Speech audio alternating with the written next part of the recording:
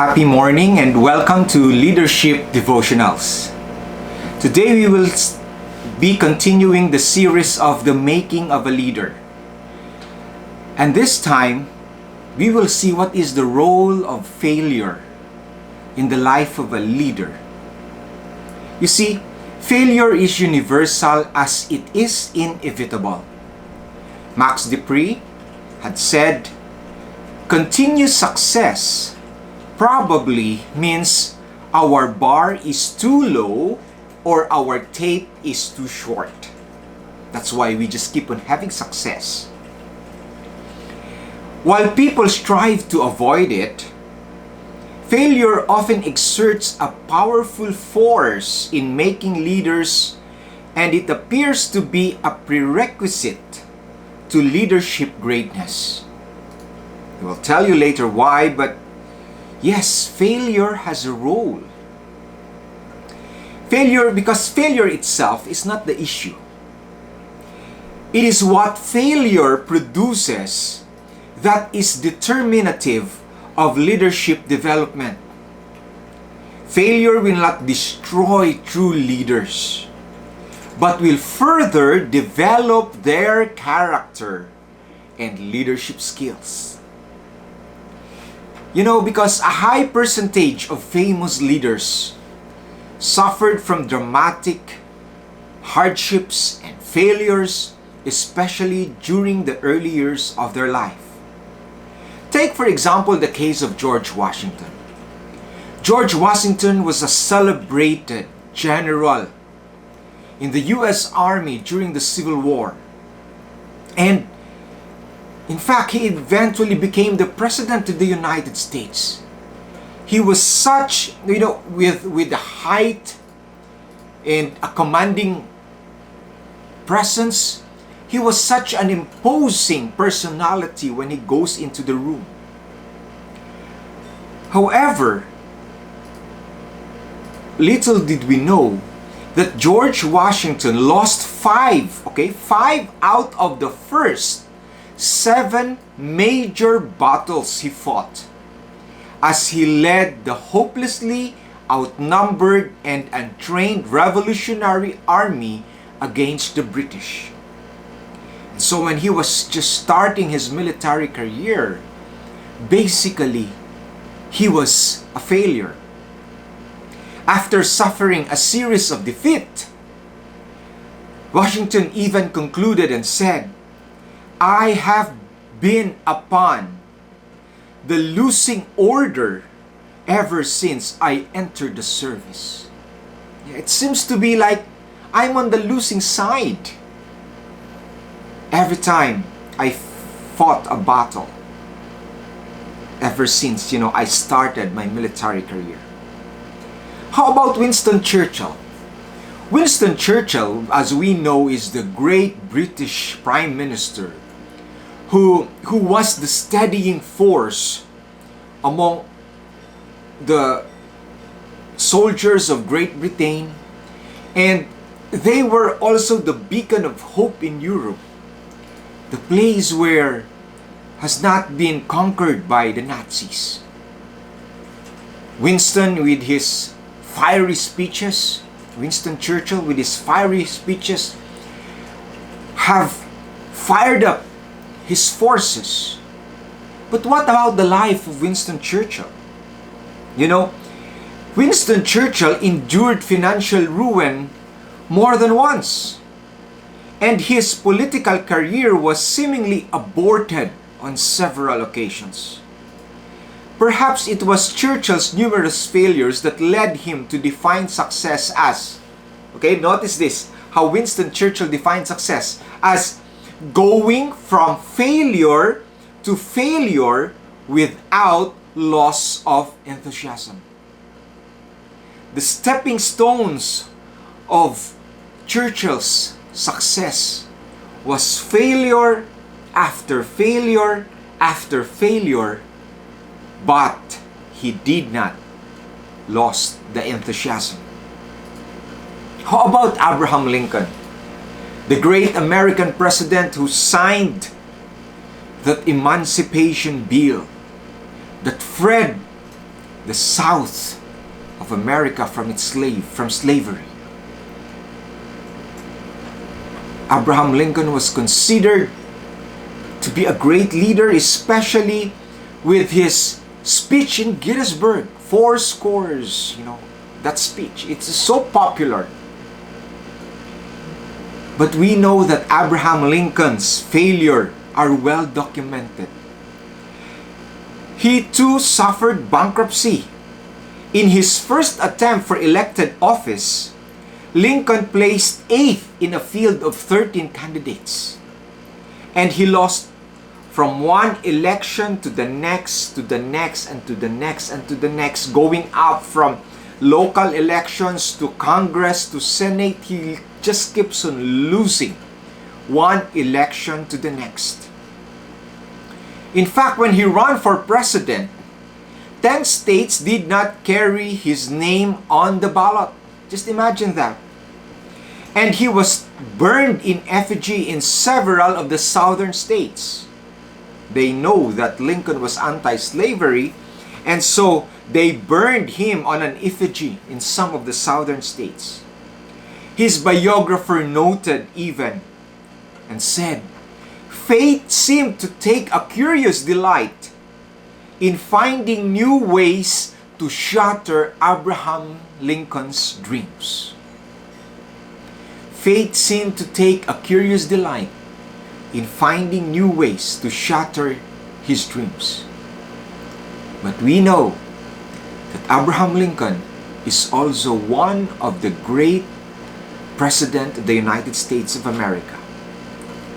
How about Walt Disney? Walt Disney went bankrupt and weathered numerous financial crises. And not only this, these secular leaders, even great religious leaders overcame their share of early failures. Bob Jones, the president of Bob Jones University, pronounced to the college-age Billy Graham, and I would surmise you know who Billy Graham is, that great evangelist who has moved the world with his preaching and messages for people to love God and give their hearts to Him. But Bob Jones, the president of Bob Jones University, said this on Billy Graham when he was still in college. He said this to his face, telling him he was only destined for additional failure and setbacks in the future. But we know that God has a different plan for Billy Graham. And you can find his messages so moving, so powerful for the glory of God. Failures and setbacks cause us a lot of suffering, especially emotionally, psychologically, and also spiritually. However, as leaders, it is not in the failing that counts, or is not in the number of failing that counts. It is also not in the suffering or how painful the suffering is. What counts is, it is in the getting up every time we fall. What counts, fellow leaders, is in the getting up every time we fail. The early Christian church, if you read the book of Acts, the early Christian church was beset with failures and setbacks. Persecution was everywhere. Suffering of the leaders and the brethren was countless. Even Stephen was stoned to death. Peter and John were imprisoned several times. And Apostle Paul also goes in and out of prison in towns and cities where he goes to evangelize and preach the gospel of Christ. But such seemingly failures did not deter or discourage him. He even declared in his letters to the Philippians, and I read from the King James Version, Philippians 1:21. Apostle Paul, a constant visitor in prison, he said, "For to me to live is Christ, and to die is gain." Just imagine that. What made this early Christian leader so great, in fact, writing almost half of the New Testament? He said, "Because for to me to live is Christ. Everything I do is for Christ. Everything I do is what I was called for." That's why for him to live is Christ, even if he have to go inside the prison, even if he have to suffer, even if he has to be in a shipwreck or beaten by a snake, for him to live is Christ, and even to die is gain. Peter, of course, one of the original disciples of Jesus, and tradition has it that, when he died, he was crucified, and he said to his captors, "Don't crucify me upright, because that's how my Lord was crucified. I don't deserve that. Crucified me the other way around, inverted." In his book, in 1 Peter 4 verse 16, he has these encouraging words regarding failures, setbacks, sufferings, pain. He said, "Yet if any man suffer as a Christian," okay, if you are suffering as a Christian, "let him not be ashamed, but let him glorify God on his behalf."